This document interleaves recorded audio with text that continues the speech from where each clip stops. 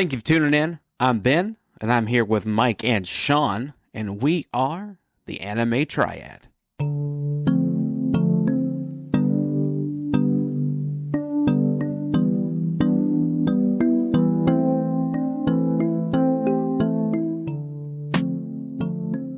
The time has come, and we have just finished Dragon Ball Super Broly, the only official Super movie, and also the last movie in the Dragon Ball world that we have so far.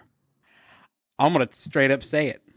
This is a Z-rank film for me all day, and it has to do with three main items. One is the better telling of the Broly Paragus story. It just makes more sense the way it went down. Paragus comes in very humble into the chamber, trying to be very careful, calls out King Vegeta, and he's just like, careful. And then Paragus just leaves. It just makes more sense that it went down that way. The retelling of the Sand Planet and the backstory of King Cold retiring, and you're seeing Frieza take over. This is a lot. There's a lot that we get in this movie because of the references to the Tournament of Power. The movie's canon. This is a canonic film. So everything in this movie is canon now. And I don't know if we want to go as far to say everything else got retconned. There are certain things in like the Bardock movie I like a lot. But I like this overall better. And then number 3, my lord, the fighting. The battles were so good. It's way too good. And it reminds me of the original Broly film. It's just brutal. And he's brutal. The difference is that his brutality is being met by equal strength. And like they're losing, they're getting powerful, then they're getting their butt kicked. And then they teleport to Piccolo. It's like, how else are we going to put him in the film, right? Yeah. And then they come back. Vegeta, the fusion dance. Super Saiyan Blue Gogeta. Just Gogeta. Not everybody likes Super Saiyan Blue, but Gogeta. He's canon for the first time, y'all. Because he's never appeared in a canonic setting until now. If you want to count GT, but it's kind of hard to say that. But anyway, this technically occurs before where GT would go. It would occur before that if GT was going to be canon. There is only one thing in the entire movie that bugs me, and that is the way Paragus died. Yeah. The way Paragus died is the thing that really eats at me. Yeah, now, same. Mike, you said in the movie, we got to the fight scene halfway. It was exactly halfway. The movie is 1 hour and 40 minutes, and the fight began at 50 minutes. And I remember when I first watched this, I was not bored. You don't have to have constant fighting to be bored. In this movie, the pacing was fun because it's the first time we see Goku's mom in a canonic fashion, too. Mm-hmm. And the way they make the Saiyans more humble and a little more personable, I really liked. When I first watched it, the side characters were kind of like, I was like, who are these guys? How are they going to play in? And they were fantastic. Yeah.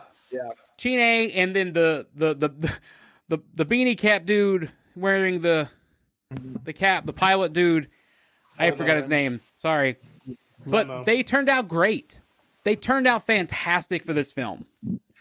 Also about the timing, Planet Vegeta was destroyed. I want to say 30 minutes in. Now I can't remember whether it was 20 or 30, but I think I remember it's 30 where Planet Vegeta got destroyed. So yeah.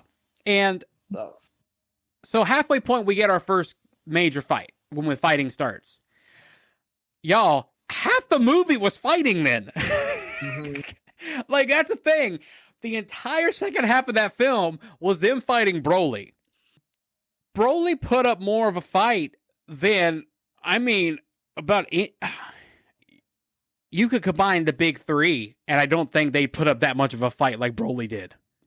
So that's just my kind of knee-jerk big things. Some other things I really liked about the film. So there's a few homages to other films. Huge homage to Fusion Reborn. Oh, yeah. Like the fusion dance being taught to Vegeta, at which I'm watching. I'm like, yeah, Vegeta knows this. He's like, I'm like, oh wait, that is a movie. Yep. The first time we really saw Gogeta technically was dead. That's right. Technically, he's dead. Gogeta was dead in Fusion Reborn. And of course, it is Broly movie, so there's a ton of little callbacks to the Broly movie, and things that are done differently. The end of the movie, I didn't know how I felt for a while. Then I rewatched it again when Goku's like, my name's Goku, but Broly, you can call me Kakarot. Mm-hmm. And the thing about that is it's not just about like an homage back to the original Broly where he's like, Kakarot. It's kind of Goku's signal to Broly that you're a Saiyan, you get to use my Saiyan name. Yeah, exactly. Which is dope. I just really loved it.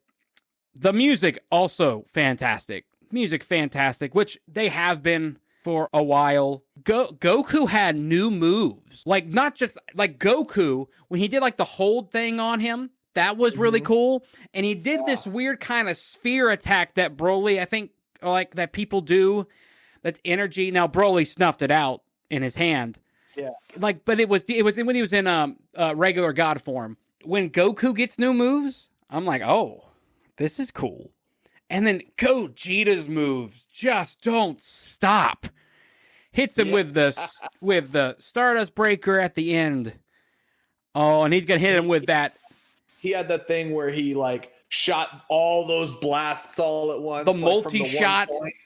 Yeah. And then the combined Gallic Gun Kamehameha right before they teleported away.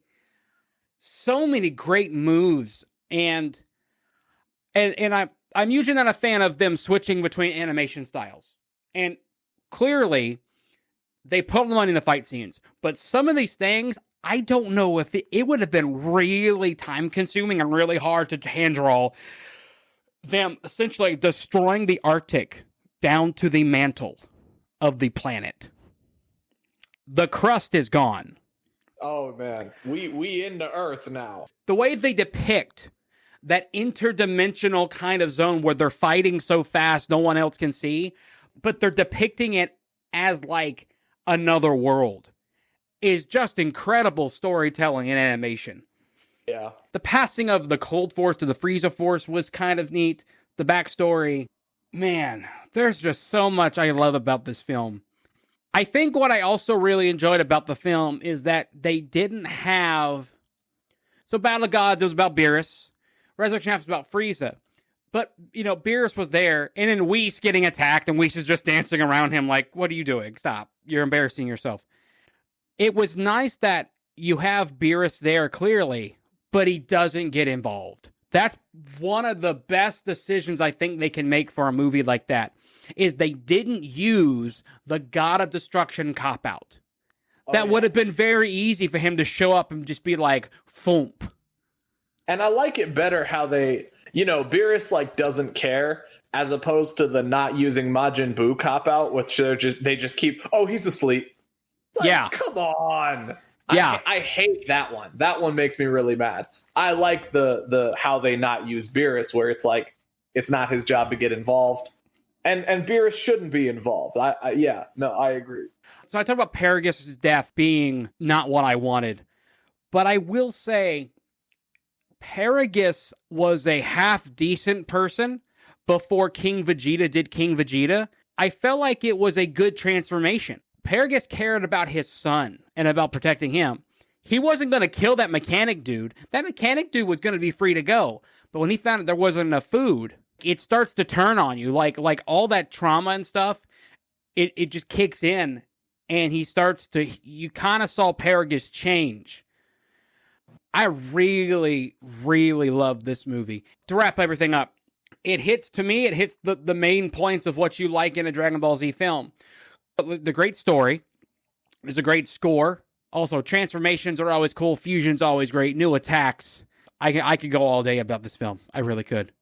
And I have talked for like 14 minutes now, so I'm going to shut up.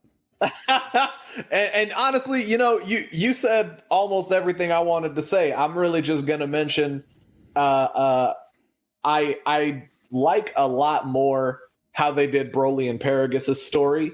I think that was much better crafted. I don't like Bardock's story as much. And the big reason why is because, Bardock is taking like the Superman's parents route of, hey, I think Frieza's gonna destroy us. I'm not totally sure, but he might. So just in case, let's go ahead and send Kakarot away, right? So let me ask, if you're playing the wait and see card, why was he already up in space fighting? He's waiting and seeing. What was he fighting about? They just, like, I feel like they kind of stuck that in just because they're trying to recreate Bardock's original death. But with the character they recreated, it didn't really make sense. And so, I don't know. I didn't like it. I do like that we got a little more insight on like more Saiyans. I thought that was really cool. I just wish, if you're going to redo Bardock's situation right before the destruction of the planet, redo it more, right? Give us more, or just or keep it. I felt like they tried and it was good. Like I said, I like seeing Gine.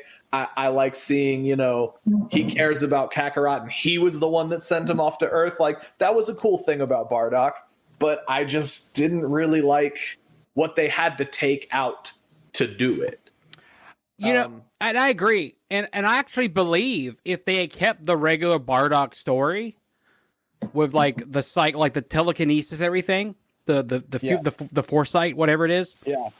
You actually could have kept that because he goes back to Vegeta. You could have just made, like, he made a stop real quick at the house and they sent Goku instead of the Saiyan people. Or you could have kept all of that. Or you could have kept the same. I agree. Yeah, like maybe take out, like, if you're trying to fit it within this movie, take out the part where his crew gets ambushed by Dodoria. You don't even have to keep his crew. Like, that's fine. But, like, show him on Kanassa. He gets psychic powers. He rushes back because he knows Frieza's going to be, like, shorten it. That's fine. We've seen the movie already, so you don't, that's all I'm thinking is it didn't fit as well as I'd liked. And then about Paragus' death, I also agree. It was just lame. I think that, yes, that was cool that Frieza sort of, it occurred to Frieza, this is how you get more power out of a Saiyan, make him go Super Saiyan by causing loss. But man, Paragus didn't deserve to go out like that. Like, I think if, it could have been better if, like, let's say Paragus went and tried to talk Broly down, like he was face to face with him or something, and then Frieza from, like, behind, let's say he's standing next to Vegeta, shoots him and goes, "Vegeta, what have you done? You killed Paragus!" And that, like, maybe that's a better way to do it. And then you have a little bit more of a moment where Broly and Paragus are, like, looking at each other, and, that does it. Like, I think that would have been a lot better than just, like, that would be really good in the middle of a fight. Oh, look what happened! Like, come on. I will say it was kind of funny though. It was pretty. I laughed at that scene. Maybe I wasn't supposed to laugh, but it was silly, and I laughed. I'm like, yeah, what? I'm like, what is this? Yeah, that's the thing. It was funny, but I agree. I don't think it should have been funny. I don't think laughing at I agree. Okay, dad dying should be funny. Man. So that's all I'm gonna say about it. Z rank, no question. I mean, this is the movie we've always wanted, and it gave us everything that we could have asked for.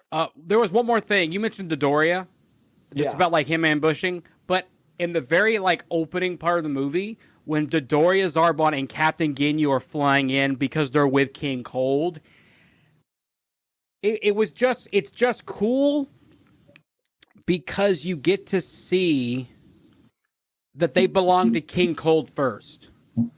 It is cool.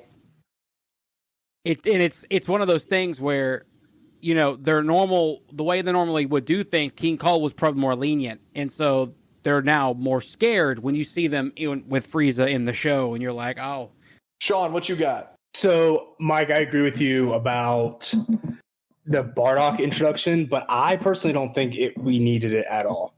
I didn't really see. I think Toriyama created the Dragon Ball minus Mongo with Gine and the whole Superman style saving to make Goku and the Saiyans more likable.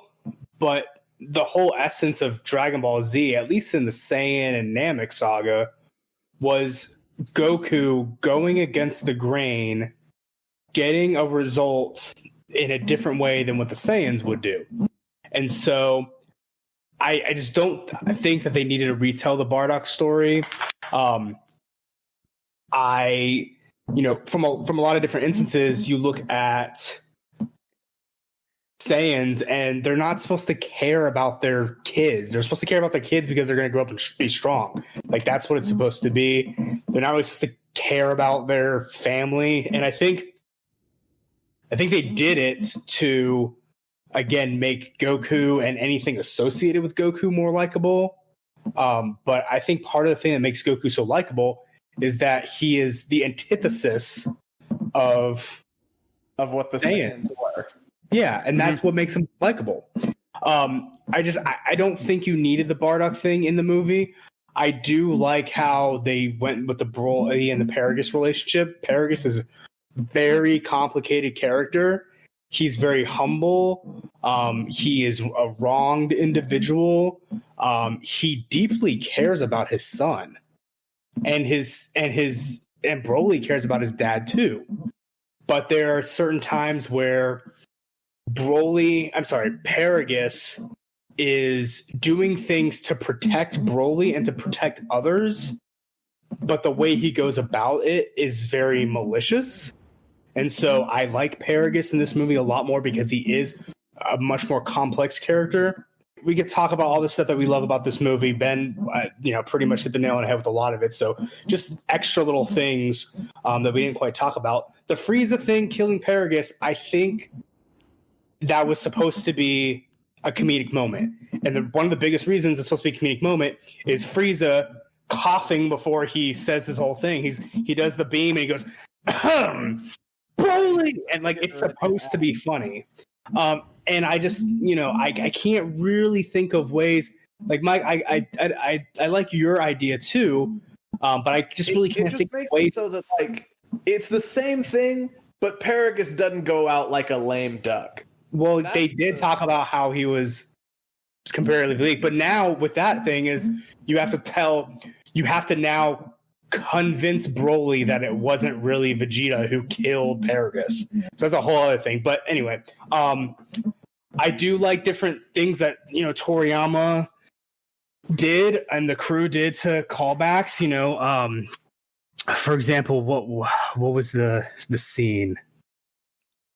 It was a Star Wars related scene. Oh, I do with the whole Bardock thing. The one thing I do like is that Frieza brought all the Saiyans back. It was very much an Order 66 type, distress signal, bring all the Jedi back to the temple to ambush and slaughter them.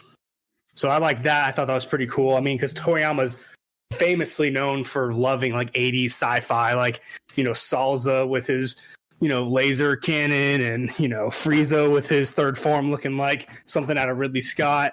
So it's very much a trope to that. Broly's a much better character, much more complex. I kind of think this is cool. Where is Toriyama kind of telling us that Super Saiyan 4 should be about as strong as that Super Saiyan Blue level? Because that's what Broly's wrathful form is supposed to be. It's supposed to be Toriyama's interpretation of a primal Super Saiyan 4-esque transformation. And if you notice it is not, it's on that same par as Super Saiyan Blue. So for all those people who wonder, which one's stronger, Super Saiyan Blue or Super Saiyan 4, that could be a thing. I would argue that it's stronger. I mean, Broly tapping into his primal power, Blue Goku and Vegeta couldn't touch him. Yeah, they could. Blue Goku was fighting on par with they call it the wrathful form, but the wrathful Broly, the only time it stopped was when Frieza killed Paragus to make him go Super Saiyan. on par with him until Broly continues to figure out how to use it.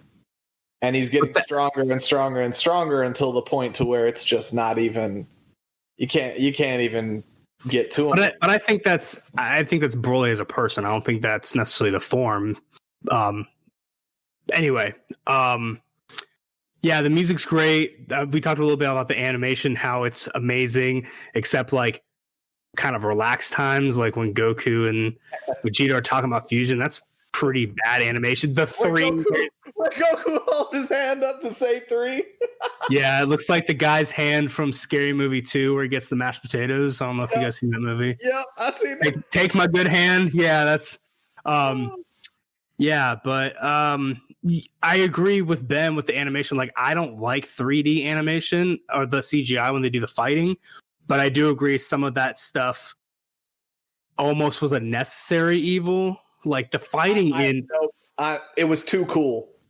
You're not even going to call it that. Yeah. It was way too cool to say it was bad but necessary. It was cool. Oh, I definitely think that when Gogeta and Broly were CGI, I did not think it looked good. But I think that the environment and the earth like turning into a volcano, like I think all of that. Yeah, Broly's big blast. It was, I think, the first CGI moment we got where the big spherical green again came up. The environment looks good. Well, you didn't like how the blast looked? That is part of the environment. The characters itself do not look good when they do the CGI. The people. Okay, anything else looks great. Thank you for being specific, because I was like... the blast, that green blast, that's awesome. Hey. But no, the individuals don't look good. And then the last interesting little thing is when Broly and Goku are in the lava, it's like, man, that's the second time Broly's been in lava. From Broly's Second Coming. That's true. Little call back to there. That's good. Yeah. So yeah, I mean, it's a Z-rank movie. This was the first time where I actually thought, while I was watching it, thought to myself, like when Gogeta and Broly were fighting, I was like, man, like this, like I should be watching this in a theater right now. Like I should be watching this on, a 19-inch computer monitor. Like even Battle of Gods and Resurrection F, I'm like, yeah, I mean, it's a animated movie, but this movie, I'm like, man, I should not be watching it on this right now. So it tells you something there. But Z rank for sure.